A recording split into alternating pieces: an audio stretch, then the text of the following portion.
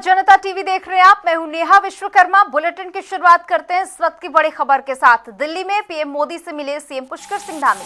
बड़ी जानकारी इस वक्त की बता दें आपको। पीएम मोदी को चारधाम यात्रा का न्योता दिया गया है और इसी के साथ ही सुरकंडा देवी मंदिर का स्मृति चिन्ह भी भेंट किया गया है।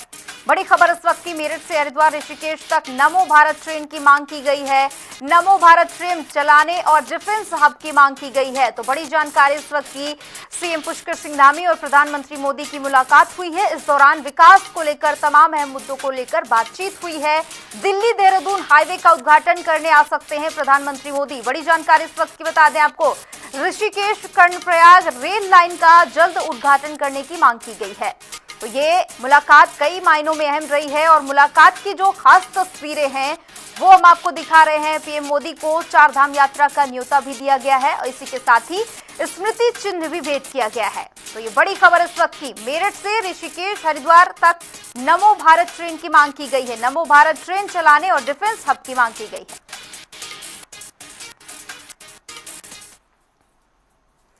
और खबरों में आगे बढ़ते हैं। भीमताल विधायक राम सिंह कैड़ा के कैबिनेट मंत्री बनने के बाद पहली बार हल्द्वानी आगमन पर बीजेपी कार्यकर्ताओं ने उनका भव्य स्वागत किया। ढोल नगाड़ों और आतिशबाजी के बीच उनका जोरदार अभिनंदन हुआ। साथ ही शहर में विशाल वाहन रैली भी निकाली गई। बीजेपी कार्यालय में आयोजित कार्यक्रम में नेताओं ने मुख्यमंत्री पुष्कर सिंह धामी और संगठन का आभार जताते हुए आगामी चुनाव में जीत का भरोसा दिया है। इसी के साथ ही मंत्री राम सिंह कैड़ा ने जनता और कार्यकर्ताओं का धन्यवाद करते हुए विकास कार्यों को आगे बढ़ाने का संकल्प लिया है। देखिए, नरेंद्र मोदी जी और पुष्कर धामी जी के नेतृत्व में लगातार जो विकास उत्तराखंड में हो रहा है उस विकास को निरंतर हम आगे बढ़ाने का काम करेंगे। गांव-गांव तक, घर-घर तक, गली-गली तक, मोहल्ले-मोहल्ले तक हम विकास की योजनाओं को पहुंचाने का काम कर रहे हैं। और जो केंद्रीय नेतृत्व ने और पुष्कर धामी जी ने और प्रदेश के नेतृत्व ने मेरे पर जो भरोसा किया है, मैं अपनी पार्टी को गाँव-गाँव तक मजबूत करूँगा और अपने युवा साथियों के हित में, माताओं के हित में, प्रदेश के हित में और अपनी पार्टी के हित में जो भी मुझसे हो पाएगा मैं रात दिन काम करूँगा। बहुत महत्वपूर्ण डिपार्टमेंट। देखिए, लगातार हमारी सरकार काम कर रही है। लगातार पुष्कर धामी जी के नेतृत्व में, नरेंद्र मोदी जी के नेतृत्व में जनता के हित में काम हो रहे हैं और उन्हीं के नेतृत्व में लगातार गांव-गांव तक विकास की योजनाएं जा रही हैं और हम निरंतर काम करते रहेंगे। बहुत अच्छा माहौल है। मैं शीर्ष नेतृत्व का धन्यवाद देना चाहूँगी, माननीय पुष्कर सिंह धामी जी का, माननीय महेंद्र भट्ट जी का, सभी शिक्षा जैसे सभी नेताओं का धन्यवाद देना चाहूँगी और सभी कार्यकर्ताओं का धन्यवाद कि आपने जो है माननीय विधायक जी को विधायक बनाया, उसके बाद ही क्या कहते हैं मंत्री बन पाए। बहुत बहुत धन्यवाद, सभी जनता का धन्यवाद। अच्छा, क्या लगता है भीमताल में, क्योंकि भीमताल में पहले केवल विधायक थे, बहुत सारे काम है, दूरस्थ क्षेत्र माना जाता है भीमताल, अब मंत्री बनने के बाद किस तरीके के काम क्षेत्र में होने हैं? नहीं, देखिए, दूरस्थ क्षेत्र माना जाता था, लेकिन जब से माननीय मंत्री जी विधायक बने थे तब से बहुत काम वहाँ पर हुए हैं। क्षेत्र में जो है बहुत से काम हुए, रोडों का जाल बिछा हुआ है और धीरे धीरे सारे काम होंगे और जनता का भी धन्यवाद देना चाहूँगी। थैंक यू आपका।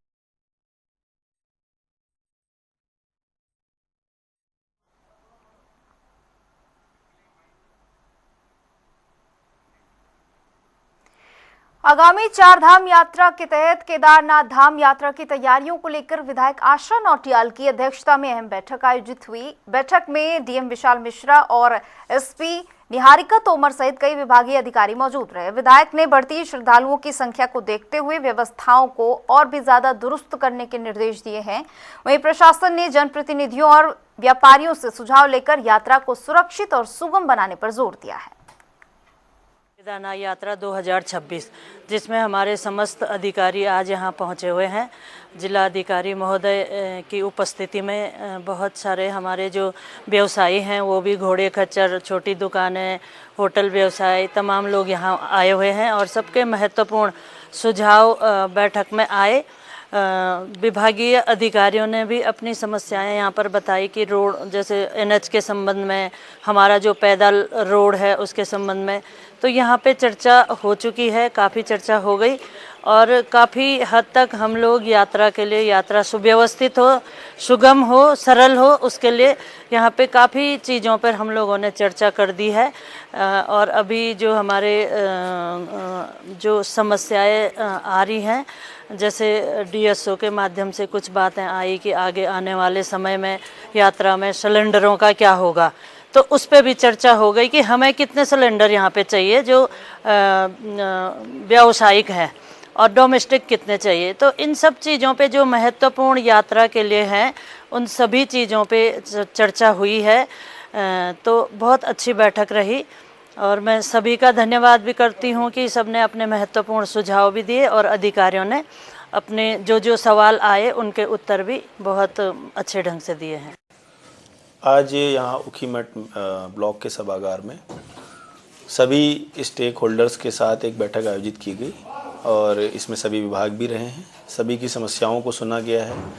जिन विभागों ने जो कार्य किए हैं उनकी प्रगति आख्या भी ली गई है।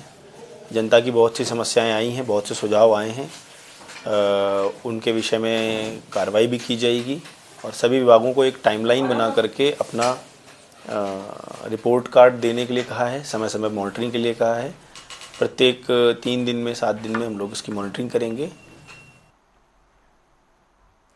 वहीं उत्तराखंड में मॉनसून और चारधाम यात्रा को देखते हुए आपदा प्रबंधन विभाग पूरी तरह से अलर्ट मोड पर नजर आ रहा है। फॉरेस्ट फायर और जिला स्तर की मॉक ड्रिल सफलतापूर्वक संपन्न हुई है।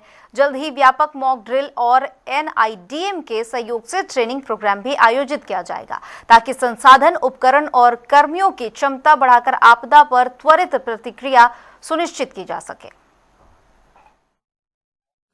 के लिए अभी तैयारी का समय है। हम लोग अपनी तैयारी कर रहे हैं। अभी हम लोगों ने कुछ दिन पहले फॉरेस्ट फायर पे मॉक ड्रिल किया है। अभी 4 दिन पहले हमने जनपदों के साथ में मॉक ड्रिल किया है, जो जनपदों के लिए असर से किया गया है। अभी मॉक ड्रिल हम लोग करने वाले हैं चारधाम यात्रा के बारे में। फिर उसके बाद हम लोग मानसून की तैयारियों पर एक बड़ी वर्कशॉप कम ट्रेनिंग प्रोग्राम करने वाले हैं।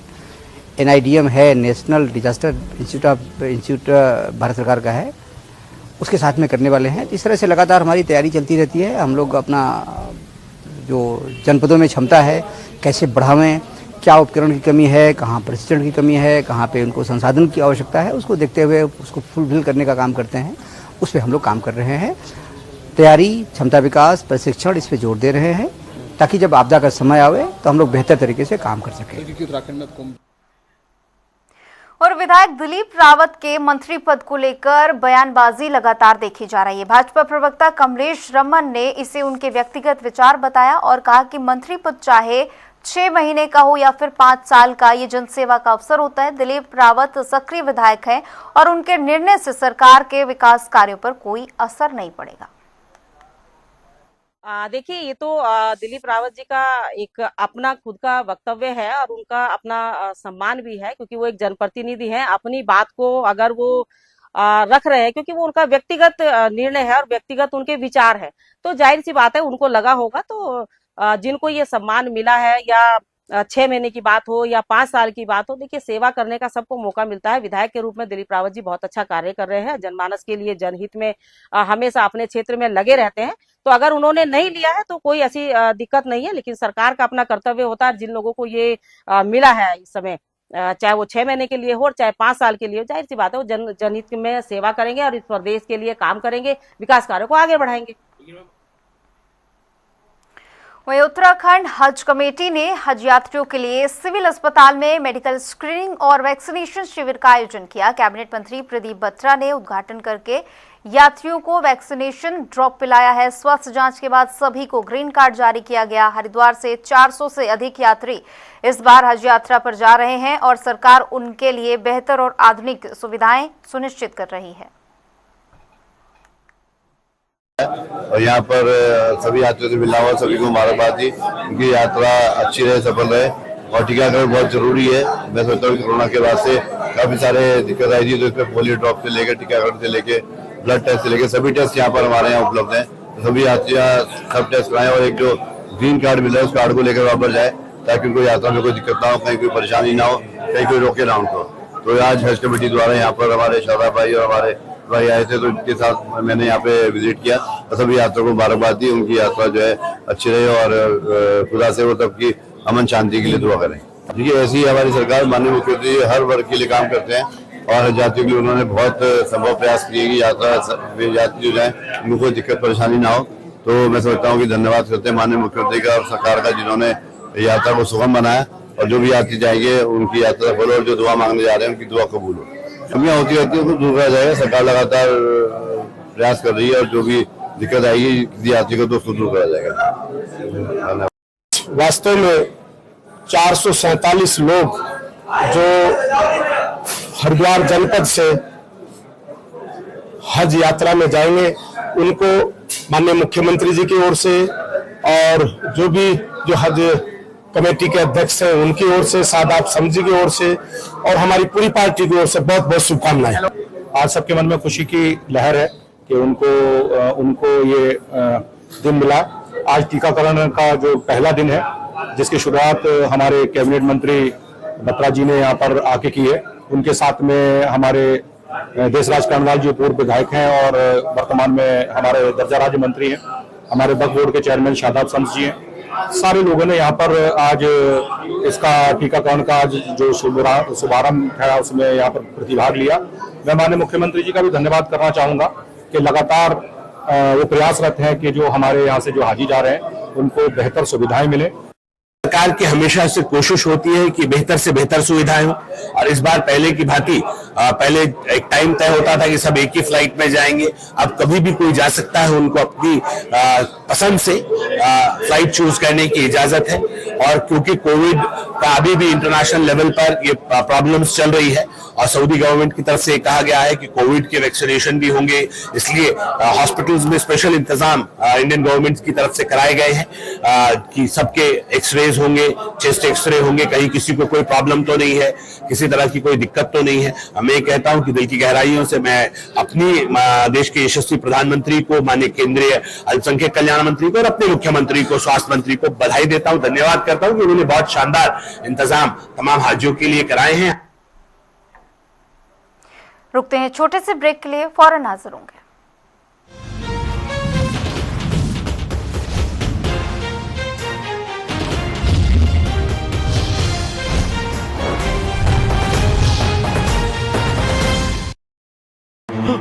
क्यों हो गया आज झूठ से सामना? कौन सा झूठ? जो इतने सालों से आपके झूठ पेस्ट ने ओरल केयर के बारे में बताया है। तो फिर सच क्या है? ट्रूथ पेस्ट, पतंजलि दंत कांति, आयुर्वेद और साइंस ने मिलकर बनाया है इसे। इसकी 16 जड़ी बूटियों से मिले आपके दांतों और मसूड़ों को कंप्लीट ओरल हेल्थ का सच। 1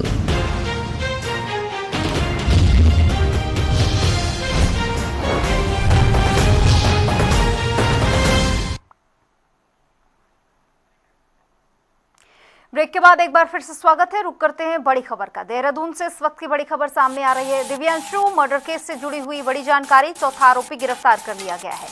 2 दिन पहले पूर्व प्रेमनगर में हुड़दंगी छात्रों ने हमला किया था और 3 अभियुक्त पहले से ही इस मामले में गिरफ्तार हो चुके हैं। जानलेवा हमले में 22 वर्षीय दिव्यांशु घायल हुआ था।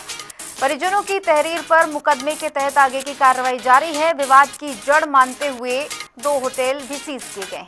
तो ये बड़ी खबर है देहरादून से, जहां पर प्रशासन की ओर से लगातार पूरे मामले पर कार्रवाई की जा रही है और दिव्यांशु मर्डर केस में चौथा आरोपी गिरफ्तार हो चुका है।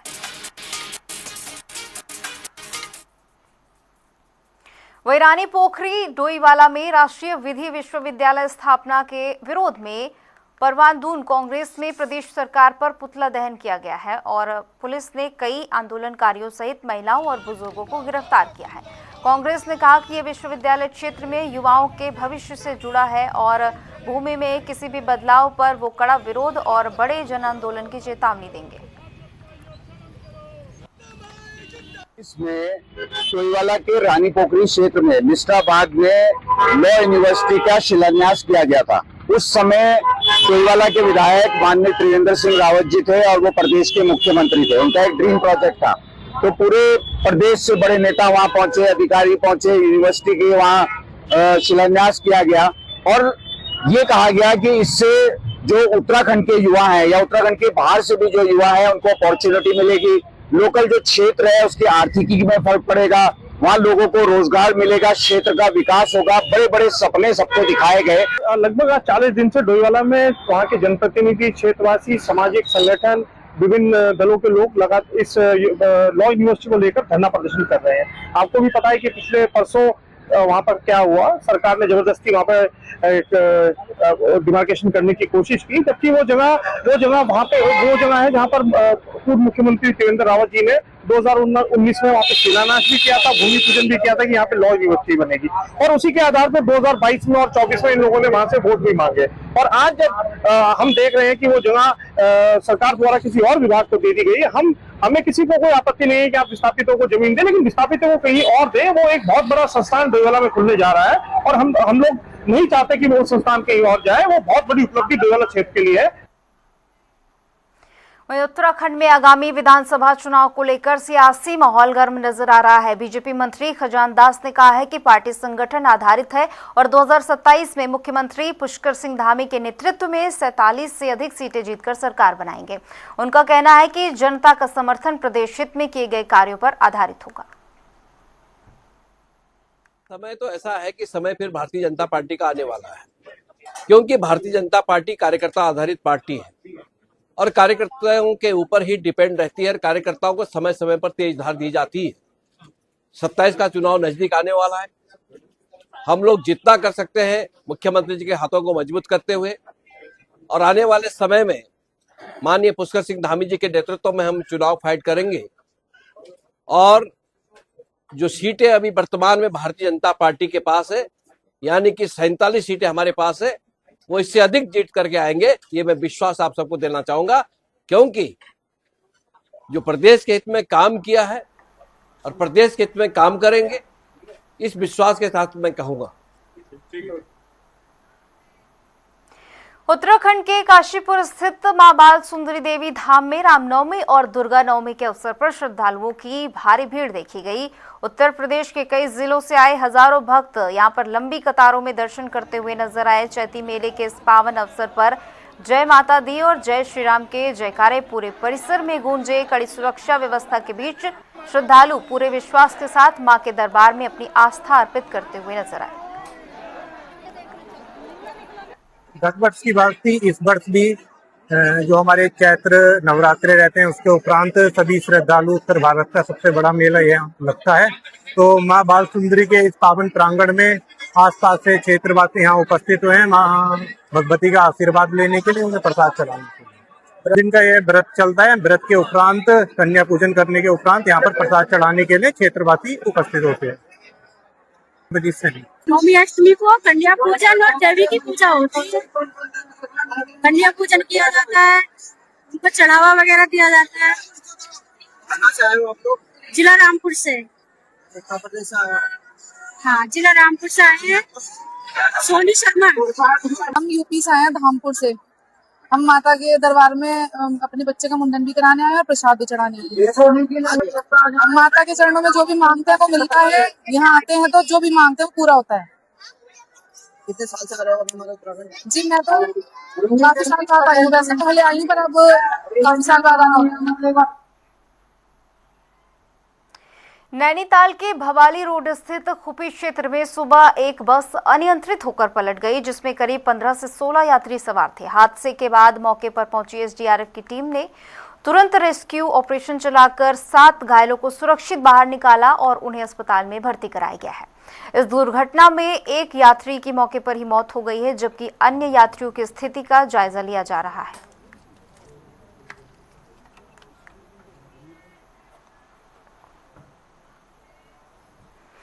हरिद्वार के मंगलौर क्षेत्र में दिल्ली हरिद्वार हाईवे पर एक दर्दनाक हादसा हुआ है, जिसमें तेज रफ्तार ट्रक ने बाइक सवार दंपत्ति को टक्कर मार दी। हादसे में महिला की मौके पर ही मौत हो गई है, जबकि पुरुष को हल्की चोटें आई हैं और मृतका की पहचान उत्तर प्रदेश के बरला छपार निवासी के रूप में हुई है। हादसे के बाद आसपास के लोग दहल उठे और अफरा तफरी का माहौल हो गया। सूचना मिलते ही पुलिस मौके पर पहुंची और ट्रक चालक को हिरासत में ले लिया। पुलिस ने शव को पोस्टमार्टम के लिए भेज दिया है। आगे की जांच शुरू कर दी है।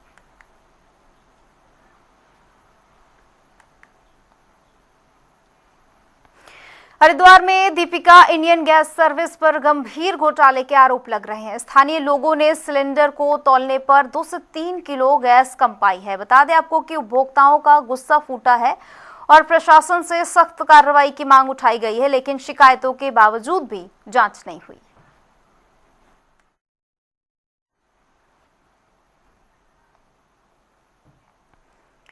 देहरादून में घरेलू एलपीजी गैस का संकट अब पूरी तरह से खत्म नजर आ रहा है। मुख्यमंत्री पुष्कर सिंह धामी लगातार मॉनिटरिंग और जिला प्रशासन की सख्ती के बाद गैस आपूर्ति व्यवस्था पटरी पर लौट आई है। अब शहर में उपभोक्ताओं को घर घर गैस की होम डिलीवरी सुनिश्चित की जा रही है, जिससे लोगों को राहत मिली है।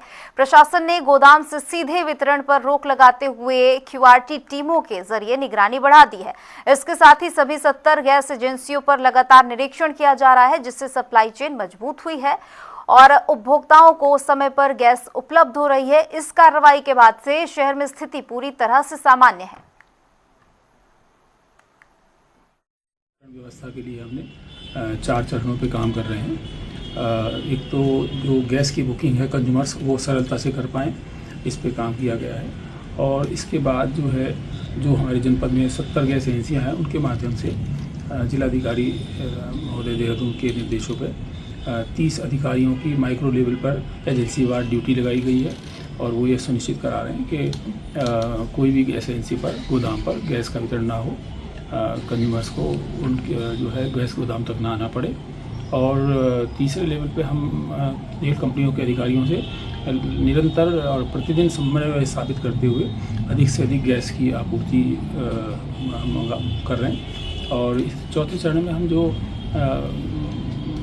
कंज्यूमर्स जो लोग घरेलू गैस का कहीं पर दुरुपयोग करते पाए जा रहे हैं उन पर हम कार्रवाई कर रहे हैं। और इसी चरण में हमने जो है 2 गैस एजेंसियों के विरुद्ध मुकदमा दर्ज किया है जो निर्देशों का पालन नहीं कर रही थी, और साथ ही 3 जो है अलग अलग क्षेत्रों में 3 लोगों के खिलाफ उसमें मुकदमा दर्ज किया और उनके बड़े लेवल पे जो है उनके पास जो है सिलेंडर जब्त किए हैं। और जो भी जहाँ भी घरेलू गैस सिलेंडर का दुरुपयोग जो है होते पाया जा रहा है उनको भी जो है सीज़ किया जा रहा है। और इस प्रकार जो है जनपद देहरादून में गैस की स्थिति पर लगातार निगरानी की जा रही है, उस पर वितरण पर और आपूर्ति पर, और अधिक से अधिक गैस की जो है वो सरलता से जो है कंज्यूमर्स को उपलब्ध हो जाए, इस पर काम किया जा रहा है।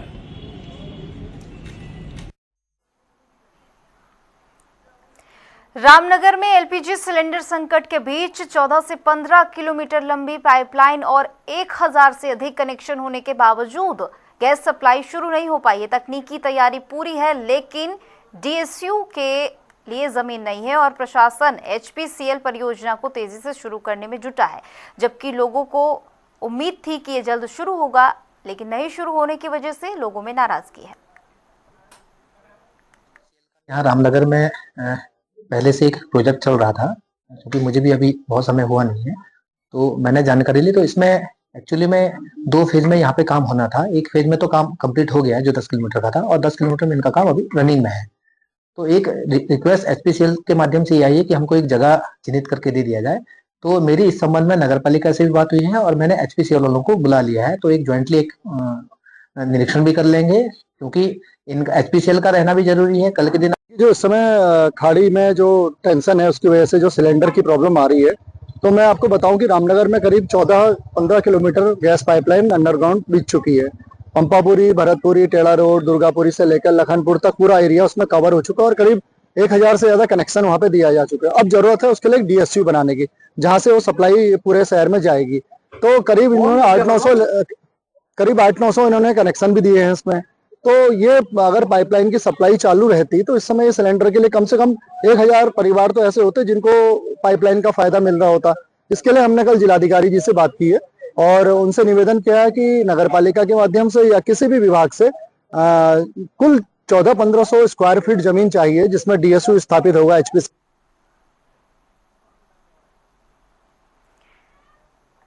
तो फिलहाल इस खास बुलेटिन में इतना ही। बने रहिए जनता टीवी के साथ। नमस्कार।